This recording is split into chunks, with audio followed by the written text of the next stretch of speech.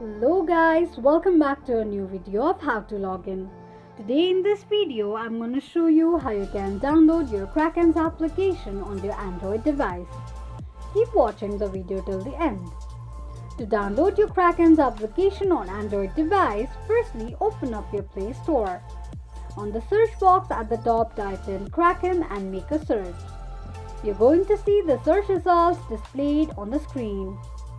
Simply tap on Install button right next to the application to begin the downloading process. While downloading the application, make sure that you are connected to a strong internet. Once the installation process is completed, tap on Open button to launch the application. Open the application and that is how you will be able to download your Kraken application on your Android device quickly and easily just in few steps.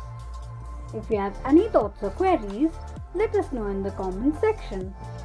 Don't forget to subscribe to our channel. Also press the notification bell icon so that YouTube will notify you whenever we post a new video. I hope this video was helpful to you. Thank you so much for watching.